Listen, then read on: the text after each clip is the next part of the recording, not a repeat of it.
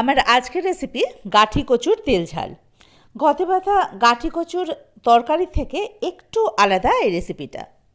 খেতে কিন্তু বেশ সুন্দর, যদিও একটু স্পাইসি, কিন্তু এভাবে যদি বাড়িতে রান্না করেন তাহলে কিন্তু বাচ্চা থেকে বড় আশা করা যায় সবার খুব ভালো লাগবে। এটা গরম ভাত, জিরা রাইস, রুটি, লুচি, পরোটা সব কিছুর সাথে খেতে খুব ভালো লাগে। জোরের সাথে বলা যেতে পারে যে আমিষ রান্নাকে কিন্তু অনায়াসে টেক্কা দিতে পারে এই রেসিপিটি। তো এই গাঠি কচু তেল ঝাল করতে আমি কি নিয়েছি দেখুন। আমি নিয়েছি 300 গ্রাম গাঠি কচু, যেটা আমি খুব ভালো করে ধুয়ে নিয়েছি আর খোসা ছাড়িয়ে নিয়েছি। খোসা ছাড়ানোর আগে হাতে যদি একটু তেল মাখিয়ে নেওয়া যায় তাহলে কিন্তু এর গাঠি কচু খোসা ছাড়াতে কোনো অসুবিধা হয় না, সহজেই খোসা ছাড়িয়ে নেওয়া যায়। তো আমি এগুলো কিন্তু খুব একটা বড়ও নিইনি, আবার খুব একটা ছোটও না, মাঝারি সাইজে নিয়েছি। তো প্রত্যেকটাকে আমি 4টে করে টুকরো করে নিয়েছি। দেখুন, এবারে এতে আমি অল্প একটু নুন মাখিয়ে এটা 10-15 মিনিটের জন্য রেখে দেব। এতে করে গাঠি কচুর যে লোদ বা পিছলা পিছলা ভাবটা এটা বেরিয়ে আসে। এবার 3-4 বার এটা ভালো করে ধুয়ে নিলেই ব্যাস গাঠি কচু একেবারে পরিষ্কার, আর কোনো পিছলা ভাবও থাকে না। এবারে এর মধ্যে দিয়ে দেবো আমি অল্প একটু নুন, হাফ টিস্পুন মতো নুন দিলাম, হাফ টিস্পুন হলুদ, আর দিলাম ধনে গুঁড়ো হাফ টিস্পুন, জিরে গুঁড়ো হাফ টিস্পুন, আর শুকনো লঙ্কা গুঁড়ো একদম অল্প, কাশ্মীরি লঙ্কার গুঁড়ো 1 টিস্পুন, আর দেব 1 টেবিল স্পুন ময়দা। এবার সব কিছু একসঙ্গে খুব ভালোভাবে মাখিয়ে নেব। এবারে ওভেনে কড়াই বসিয়ে তাতে দিয়ে দিলাম 4 টেবিল স্পুন মতো সাদা তেল। আপনারা ইচ্ছে করলে সর্ষের তেল ব্যবহার করতে পারেন। তেল গরম হয়ে গেলে ফ্লেমটাকে মিডিয়াম টু লোতে করে দিয়ে ওই যে মশলা মাখানো গাঠি কচুগুলো একে একে এই তেলের মধ্যে ছেড়ে দেব। সব কিছু এবার লাল করে ভেজে নেব, কিন্তু ফ্লেমটা একদমই হাই করব না। তাহলে আমি যদি ফ্লেমটা হাইতে রাখি তাহলে ওপরে হয়তো গাঠি কচু কালারটা চলে আসবে, কিন্তু ক্রিস্প হবে না। আর মিডিয়াম ফ্লেমে মোটামুটি 7-8 মিনিট ধরে এভাবে করে গাঠি কচুগুলো উল্টে পাল্টে ভেজে নিলে ওপরটা কিন্তু খুব ক্রিস্প হয়ে যায়। দেখুন, আমার গাঠি কচুগুলো ভাজা হয়ে গেছে। এবারে এগুলো আমরা একটা অন্য পাত্রে তুলে নেব।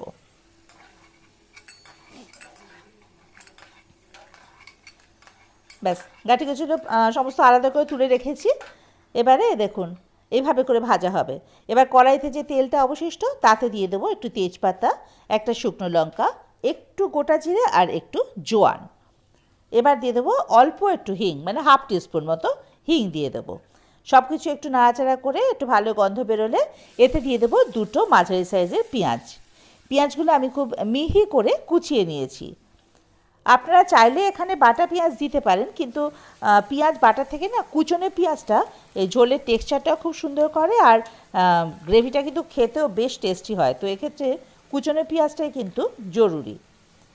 এবারে এর মধ্যে আমি দিয়ে দেবো লবঙ্গ, 3-4টে ছোটো এলাচ, আর অল্প একটু দারচিনি, যেটা একদম থেতো করে এর মধ্যে মিশিয়ে দেবো।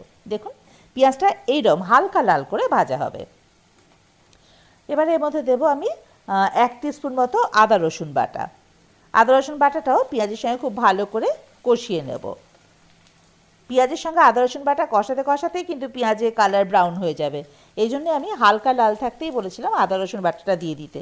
তখনই যদি একদম ডিপ লাল হয় তাহলে কিন্তু পুরো গ্রেভিটাতে তেতো হয়ে যাবে। এবারে এর মধ্যে আমি দিয়ে দিলাম একটা বড় টমেটো। টমেটোটাকে আমি খুব ছোট ছোট করে কুচিয়ে নিয়েছি। এবারে টমেটো এগুলোর সঙ্গে খুব ভালোভাবে মিশিয়ে নেব, নাড়াচাড়া করে নেব। ফ্লেমটা কিন্তু মিডিয়াম টু লোতেই থাকবে। এবারে এর মধ্যে দেবো আমি স্বাদ মতো নুন। আমি এখানে দিয়েছি হাফ টিস্পুন নুন, আর দেবো হাফ টিস্পুনেরও কম একটু হলুদ। আর এর মধ্যে আমি দেবো 1 টিস্পুন মতো চিনি। চিনি দিলে হয় কি টেস্টটা ব্যালেন্স হয় আর কি। তো আপনারা যদি একেবারেই চিনি না খান তাহলে স্কিপ করতে পারেন, নাহলে কিন্তু অল্প একটু চিনি দেবেন, টেস্টটা তাতে ভালো আসবে। এবার সব কিছু আবার একসঙ্গে খুব ভালো করে মিশিয়ে নেব মিডিয়াম টু লো ফ্লেমেই। এবারে এর মধ্যে দেবো আমি একটুখানি কাশ্মীরি লঙ্কা গুঁড়ো, মানে 1 টিস্পুন মতো কাশ্মীরি লঙ্কা গুঁড়ো।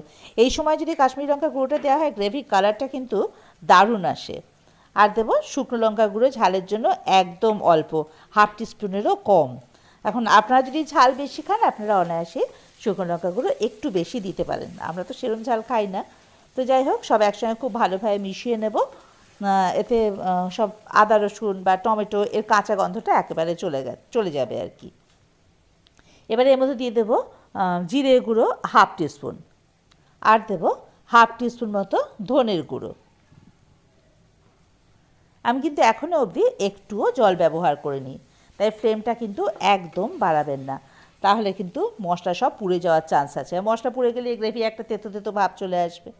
তো যাই হোক, এবার এর মধ্যে দেবো আমি একটু কাসুরি মেথি, অল্প একটু, মানে ওই 1 টিস্পুন মতো কাসুরি মেথি দিলেই হবে। এবারে ভালোভাবে আবার সব একসঙ্গে মিশিয়ে নেব।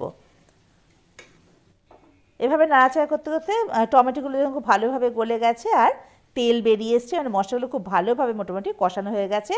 এখন এর মধ্যে আমি দিয়ে দেবো টক দই 1 টেবিল স্পুন। টক দইটা কিন্তু আমি খুব ভালোভাবে ফেটিয়ে নেব রুম টেম্পারেচারে এনে, আর ফ্লেমটাও কিন্তু একদম লোতে রাখবো, নাহলে আবার ফ্লেম হাই থাকলে দই কেটে যাওয়ার সম্ভাবনা থাকে। তো যাই হোক, খুব ভালোভাবে মেশানো হয়ে গেলে সব কিছু, এর মধ্যে আমি আগে থেকে ভেজে রাখা যে গাঠি কচুগুলো সেগুলো কিন্তু এই মশলার মধ্যে দিয়ে দেবো। এবার সব কিছু একসঙ্গে খুব ভালোভাবে মিশিয়ে নেবো মশলার সঙ্গে গাঠি কচুগুলো। এবারে এর মধ্যে যেই পাত্রতে আমি টক দই দিয়েছিলাম, ফেটিয়ে রেখেছিলাম, ওই পাত্রটা ধুয়ে এই 1 কাপ মতো জল এর মধ্যে দিয়ে দেবো গ্রেভির জন্য। আমি খুব একটা বেশি গ্রেভি রাখবো না, ওই জন্য 1 কাপ জল দিয়েছি।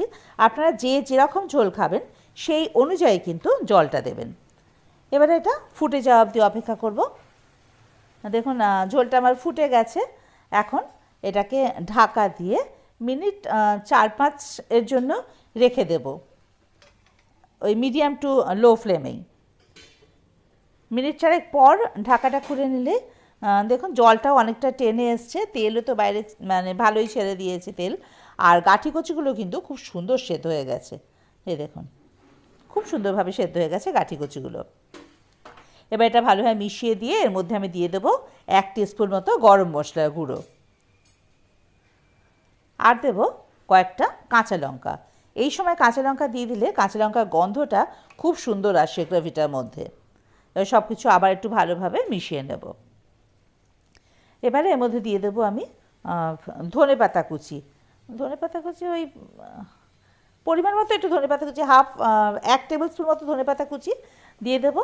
দিয়ে এবার সব কিছু খুব ভালোভাবে মিশিয়ে গ্যাসের ফ্লেমটাকে এবারে হাই করে মিনিট খানেক মতো খুব ভালোভাবে ফুটিয়ে নেব। দেখুন এরকম ধরনের টেক্সচারটা আসবে। মিনিট খানেক খুব ভালোভাবে ফুটিয়ে নেওয়ার পরে এবারে এটাকে ঢাকা দিয়ে ফ্লেমটাকে অফ করে দিয়ে স্ট্যান্ডিং টাইমে রেখে দেবো মিনিট 2 মিনিট পর ঢাকাটা খুলে নিলে রেডি আমাদের গাঠি কচুর তেল ঝাল। দেখুন এবার এটা গ্রেভিটা দেখেছেন, এই ধরনের টেক্সচারটা রেখেছি আমি আর কি। তো যাই হোক, এবার এটাকে আমি পরিবেশন করে দেবো গরম গরম ভাতের সাথে।